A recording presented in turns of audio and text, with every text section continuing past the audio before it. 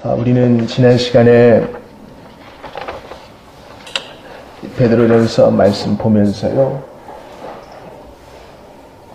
하나님을 생각함으로 슬픔을 참으면 이라는 제목으로 말씀을 받았습니다.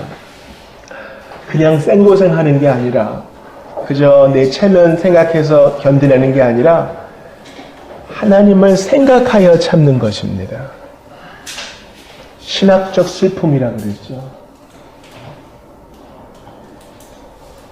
사실 이러한 오래 참음은 하나님께 연언할 수 있습니다. 나 같은 걸 얼마나 오래 참아줬어요. 오래 참으심은 예수님 그분께 비롯됩니다. 사람들의 멸시를 얼마나 많이 참으셨어요. 손가락 하나 튕기면 다 날아갈 인생들인데 주님은 입도 뻥끗하지 않고 그 고난을 다, 그 매를 다 맞으셨습니다. 그러므로 우리가 슬픔을 믿음으로 받는 슬픔이에요. 이 사회의 정의와 또 올바른 질서를 위해서 어떨 때는 대항해야 합니다. 그러나 믿음 때문에, 우리의 신앙 때문에 받는 슬픔은 예수님을 생각함으로, 신학적으로 사유함으로 이겨내고 그때 영광이 되는 것입니다. 우리 암송성가 한번 외워봅시다. 베드로전서 2장 19절입니다. 부당하게 시작. 부당하게 고난을 받아도 하나님을 생각함으로 슬픔을 참으면 이는 아름답거니와. 아멘.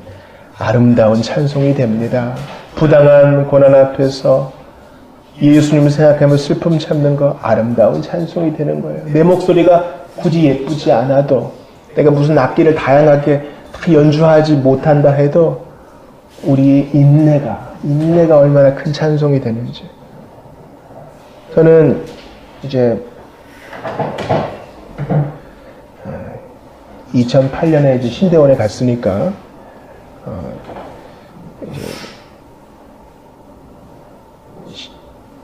이제 벌써 10년이 넘는 세월이 아닙니까?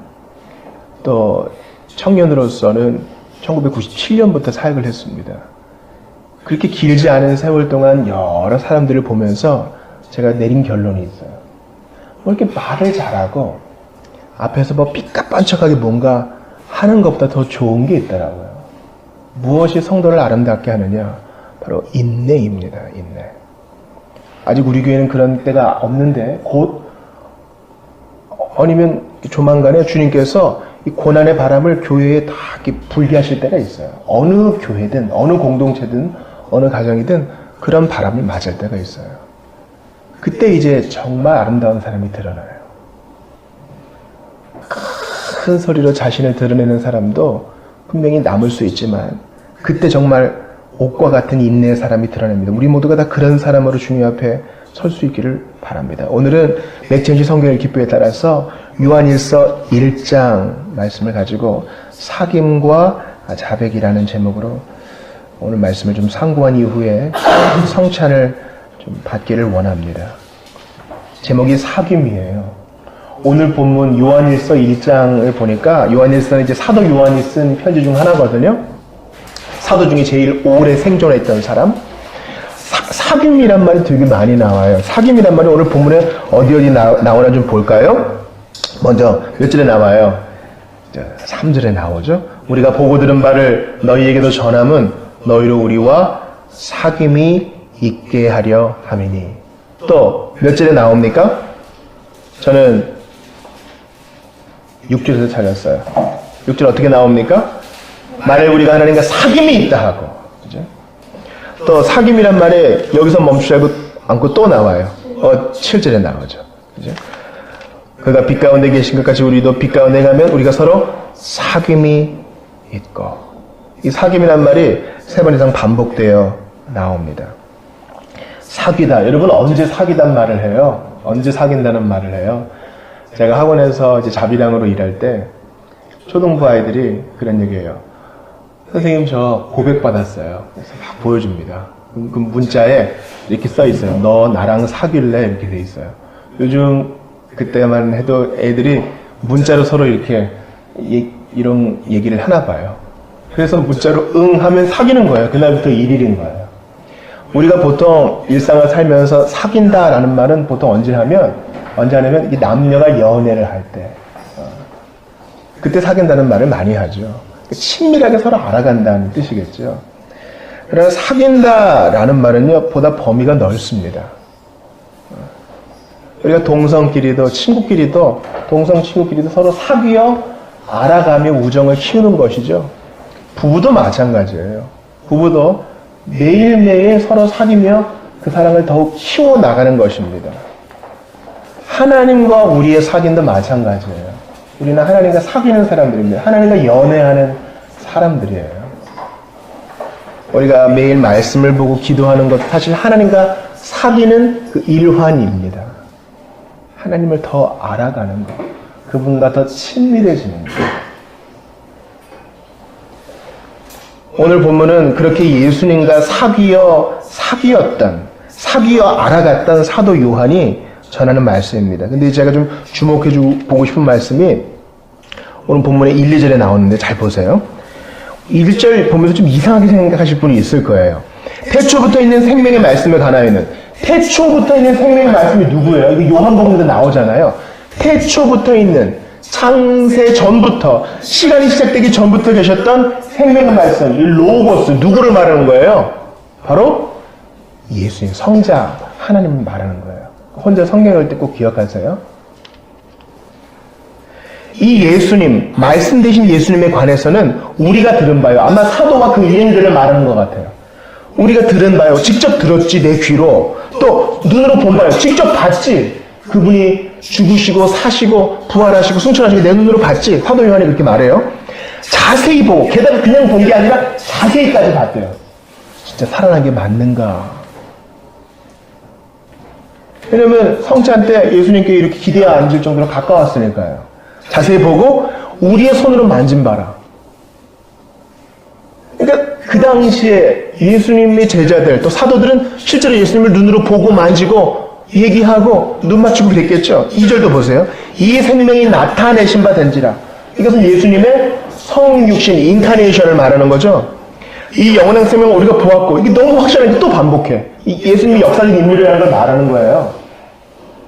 이 예수님을, 인간의 몸을 입으신 생명의 말씀이신 예수님, 성자 하나님을 우리가 받고, 이제는 그분 승천하셨으니까 사도로서 너희에게 증언한다, 이 말이에요. 증언하여 너희에게 전한다. 3절도 보세요. 우리가 보고 들은 말을, 우리는 직접 보고 들었지. 하지만 너희, 남겨진 너희에게는 전함은. 이거 되게 중요한 얘기예요. 어떤 사람들은 예수님에 대해 들으면, 예수님 이렇게 좀 답답하게 선생님이나 전사님, 목사님 말고 딱 나타나셔서 직접 얘기해주면 얼마나 좋아. 그래서 우리 정말 고루하게 전통적으로 이렇게 교회에서 모이지 말고 산으로 갑시다. 산으로 가서 집통계시, 예수님께 직접 말씀 들읍시다. 지금도 그렇게 하는 무리들이 있어요. 일부 형제교회와 퀘이커라는 사람들이 그렇게 합니다. 모든 직분을 다 파괴하고 우리는 다 같은 형제들이니 주님의 말씀을 기다립시다. 이렇게 침묵으로 기다려요. 리차드 포스터 같은 사람이 이제 퀘이커죠. 가만히 있는 거예요. 근데 아무도 하나님께로부터 받은 직통계시가 없으면 그날은 그냥 헤어져요. 예배 끝이에요. 우리나라 애들은 퀘이커 교도들이 있습니다. 근데 보세요. 오늘 요한 1서에 얘기한 것은 사도는 제한이 있고 사도는 12명으로 끝이며 이제 남겨진 사람들은 처음에 사도들이 보고 듣고 만졌던 것과 같은 방식이 아니라 증언, 전하여 들음으로 예수님에 대해서 배워야 한다는 것이에요. 거제 나사로와 부자의 얘기 제가 계속 반복하잖아요. 나는 그래 지옥에 있습니다. 그래 내가 잘못한 거 인정합니다. 그러면 죽었다가 다시 살아난 자가 좀 권고라도 하게 해주세요. 거절당하죠. 부자의 요청에. 왜요? 아니다. 모세와 선지자로부터 즉 증언을 통해서 듣지 않으면 아무리 대단한 사람이 부활해서 죽었다가 일어나서 전한다 해도 안 들을 거야. 하나님보다 똑똑한 채에서는 안 돼요. 그러므로 하나님께서 교회에 교사, 목사를 세우시고 예배와 전통을 세우시고 이 모든 교육 프로그램을 사용하시는 것을 존중하고 정말 하찮아 보이는 성찬의 빵, 하찮아 보이는 성찬의 잔을 통해 주께서 지금도 은혜를 베푸시고 사도적인 메시지를 전하신다는 사실을 믿고 받아들여야 돼요. 무겁게 받아들여야 돼요. 우리가 교회에서 늘상 하는 이 모든 것들은 우주적이고 대단한 것들이에요. 하나님이 직접 정해놓으신 거니까. 이것을 예배의 규정적 원리라 그래요. 목사는 말하기를 좋아해서 여기서 이렇게 떠드는 게 아닙니다. 저는 하루 종일도 입 다물고 있을 수 있어요. 말하는 거 좋아하는 사람이 아닙니다. 그러나 주님께서는 너는 말씀을 전파하라. 때를 얻든지 못 얻든지 전파하라. 이것은 말씀의 선언을 말하는 것이고 주께서 강조하신 것이기 때문에 그렇게 합니다. 그러므로 눈으로 보고 손으로 만진 것은 사도의 일때까지요. 지금 우리는 증언을 통해서 그 믿음을 키워나가고 있는 것입니다. 근데 이제 오늘 강조하고 싶은 것은 이게 아니라 넘어가겠습니다. 오늘 설교의 제목은 바로 사귐과 자백입니다. 오늘 본문의 흐름을 보시면 제일 처음에 1절부터 4절까지 진리 대신 생명의 말씀에 대해서 나와 있고요. 5절부터 마지막 절까지는 바로 이 진리 대신 예수님과 성부 하나님과 교제하는 사귐, 그리고 그런 말미암은 기쁨이 나와 있습니다. 자, 첫 번째, 진리의 말씀이 먼저입니다. 오늘 본문 1장 1절을 보세요. 태초부터 있는 무엇의 말씀? 생명의 말씀. 생명의 말씀 밑줄 치세요. 생명의 말씀은 누구다? 예수님이다.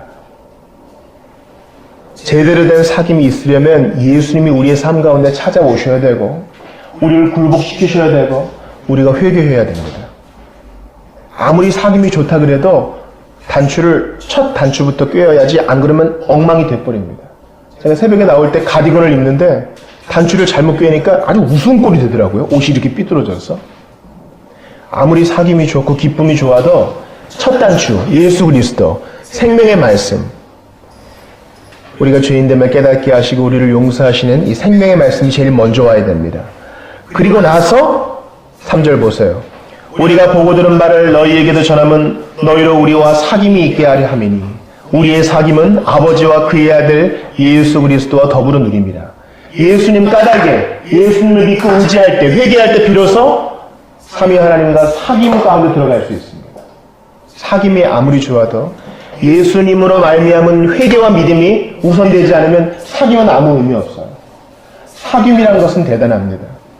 여러분, 우리가 첫 찬송 부를 때 항상 무슨 노래를 불러요? 제가 항상 첫 찬송 부를 때 자비교회 찬송님 몇 장을 부르심으로 누구누구께 영광을 돌리겠습니다 해요? 삼위 하나님께 영광을 돌리자고 그러죠. 이 복음적인 교회는 삼위 하나님께 찬양하는 것을 매우 중요하게 여깁니다. 잘 들으세요.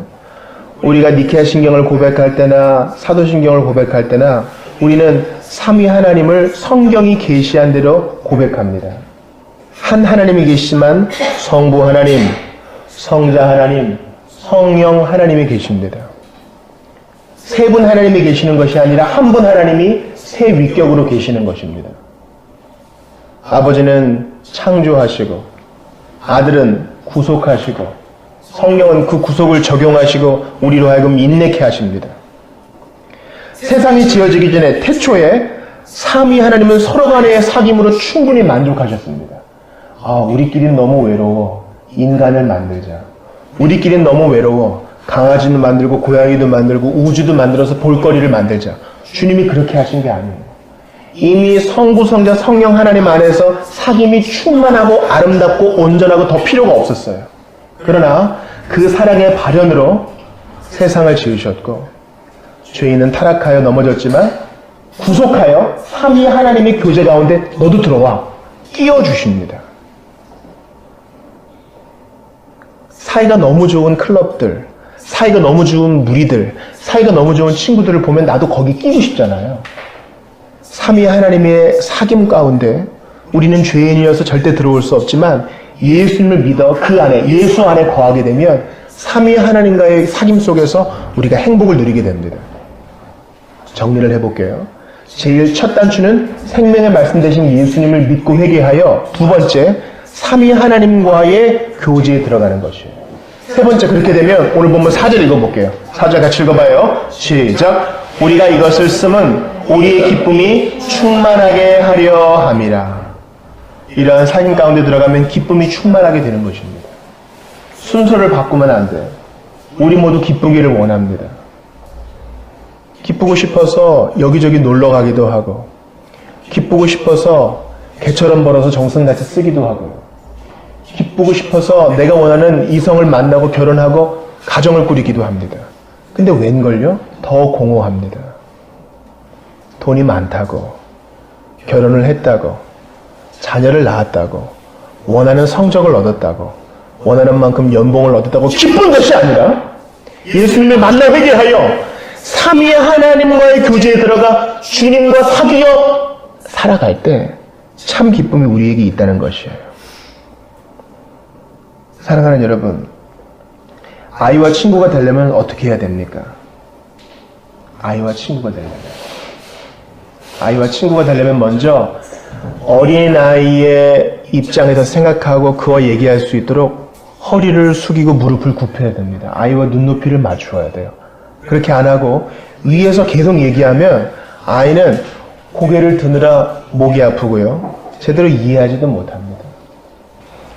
어린아이와 사귀어서 그와 기쁨을 누리려면 어린아이만큼 낮아져야 되고 그가 쓰는 말을 써야 합니다. 자, 우리를 삼위 하나님의 교제 속으로 초청하셨다는 데에는 이러한 놀라운 하나님의 낮추심이 있어요. 예수님은 우리와 사귀시려고 친히 하나님이신 그분이 무릎을 굽히시고 허리를 숙이시어 우리와 눈높이를 맞추셨습니다. 아람어, 그 당시 사람들이 쓰는 시장에서 쓰는 말로 직접 가르치셨습니다. 또한 겸손으로 자기를 낮추셨습니다. 권위로 우리를 누르실 수 있고 마땅히 그럴 권리가 있으시지만 법대로 처분하지 않으시고 우리를 긍휼히 여기시어 우리의 말에 귀 기울여 주셨습니다. 여러분, 저는 답답한 어른들이 시내에서 난리를 치는 것을 몇 번 봤어요. 아무도 자기 말을 들어주지 않으니까 답답해가지고 그냥 불특정 다수에게 자기 속상한 얘기를 막 하는 거예요. 답답해가지고. 얼마나 답답하면 그러겠어요. 그게 술 먹으면 드러날 수도 있고 견디다 못해 길을 가다가 터져나올 수도 있는 것인데, 우리 주님은 우리의 눈높이까지 낮춰주셔서 우리가 하는 얘기 다 들어줍니다. 정신과 의사한테 예약하고 가보세요. 딱 1시간이에요. 그 1시간 우리가 하고 싶은 얘기 다다다다 하고 돈 내고 나와야 돼요, 여러분. 그것도 싸지 않아. 예수님은 돈 한 푼 받지 않으시고 우리 수준까지 낮춰주셔서 우리 얘기 다 들어줍니다. 그게 진정한 사귐 아니에요? 제대로 된 사귐이 되려면 동등해야 돼요. 동등해야 돼요. 동등해주는 척하는 게 아니라 동등해야 되는 것입니다. 그래서 예수님이 인간의 육체라는 옷을 입으신 겁니다. 당시 요한 때에는 가현술이라는 이단이 퍼져 있었어요. 우리가 사도신경 고백할 때 예수님에 대한 부분이 제일 많죠? 왜 그래요? 당시 가현술이라는 이단. 예수님이 사람이 아니라 사람인 척 했다는 거예요. 사람인 척. 그래서 십자가에 죽을 때 예수님이 몸을 빌려 입은 예수라는 청년은 죽고 예수님의 영은 천국에 가셨다. 실제로 예수님이 죽은 게 아니다. 그런 가현설이 있었어요. 왜냐하면 고대 그리스 로마 철학에서 육체는 악한 거거든요. 육체는 악한 거니까. 어떻게 고상하신 신이 육체라는 더러운 것을 입을 수 있어? 그런 가현설 이단이 있었습니다. 요한은 그게 아니라는 거예요. 우리 수준으로 낮추시기 위하여, 우리 말 들어주시고 우리를 용서하시기 위하여 예수님이 우리와 대등한 몸을 입으셨다. 저는 주중에 화성 직업훈련원 교도소를 찾아갔습니다.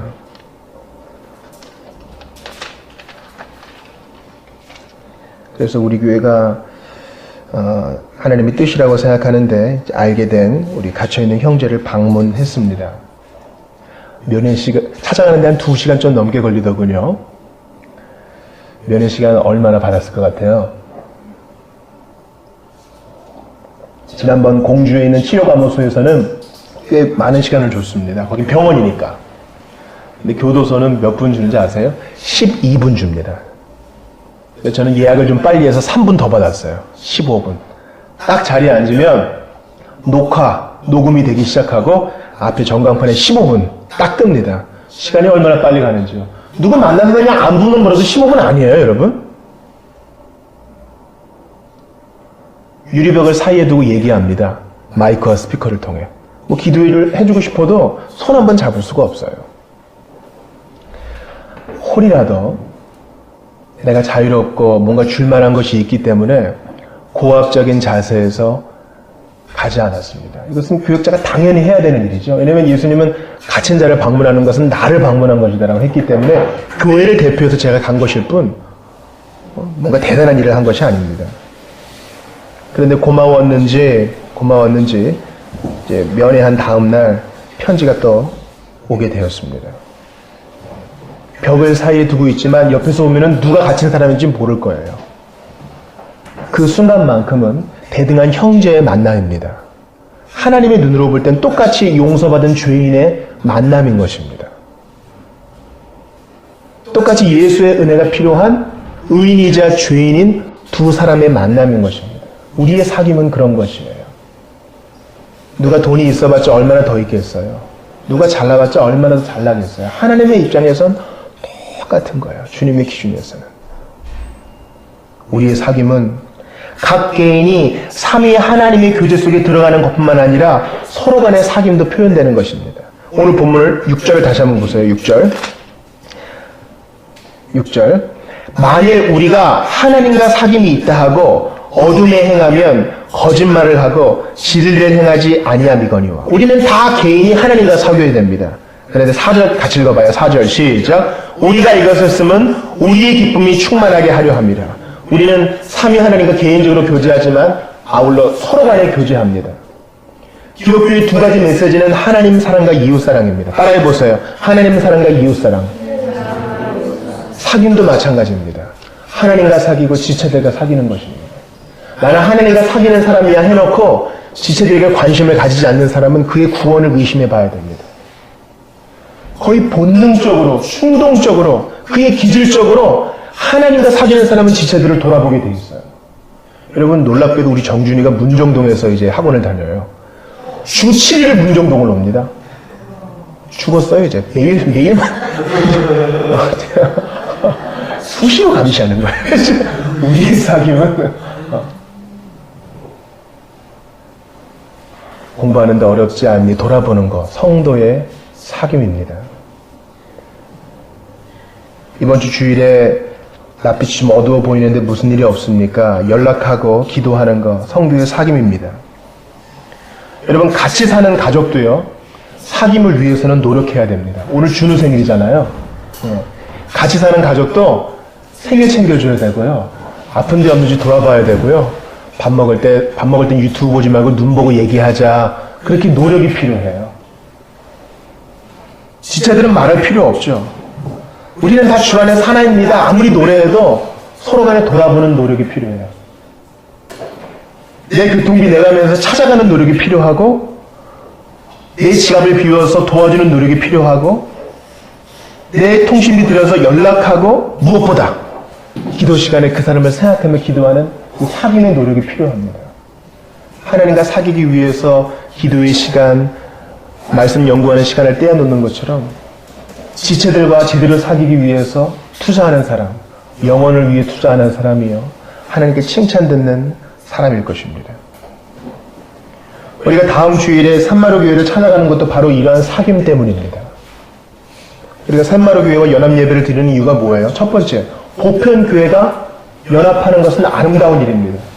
형제가 하나 되어 주님을 찬송하는 것은 주님을 기쁘시게 하죠. 두 번째, 같은 개혁교회로서 같은 신앙 고백서와 유리문답을 받는 교회로서 연합하는 것은 더욱더 큰 의미가 있습니다. 세 번째로, 자비의 사역을 행하는 교회로서 주 5일 연약한 분들에게 먹을 것을 대접하잖아요. 우리도 하려고 나름대로 발버둥을 치고 있지 않습니까? 그렇게 자비 사역을 하는 교회로서 연합하는 것은 하나님께 영광이 되고 서로에게 격려가 되는 것입니다. 그러므로 오늘의 설교의 요지는 제대로 된 사귐을 위해서, 하나님과 제대로 된 사귐을 위해서 노력하고 힘을 써야 하며, 지체들과의 사귐을 위해서도 힘을 써야 된다는 것입니다. 그러나 제일 큰 힘을 쏟아야 할 것은 바로 자백입니다. 오늘 우리 암송선구 요한일서 1장 9절을 한번 외워보겠습니다. 읽어보겠습니다. 시작. 만일 우리가 우리 죄를 자백하면 그는 미쁘시고 의로우사 우리 죄를 사하시며 우리를 모든 불의에서 깨끗하게 하실 것이요. 아멘. 그렇습니다. 우리가 하나님과 사귀기 위해서, 지체들과 제대로 사귀기 위해서 해야 할 최대의 노력은 바로 자백입니다. 따라해보세요. 자백. 자백. 자백은 형사가 빨리 자백해, 그때 쓰는 말이 아닙니다. 이것은 고백이라고 말할 수 있어요. 미쁘신 하나님, 신실하신 하나님은 제가 잘못했습니다 고백하면 언제든 용서하시고 그 사귐을 회복해 주십니다. 우리가 지체에게 미안합니다, 죄송합니다, 저도 이제 새해 교육자 서신을 써야 되는데 여러분께 죄송한 마음밖에 없어요. 제가 부족해서 잘못한 것은 용서해 주시고 기도해 주시기 바랍니다.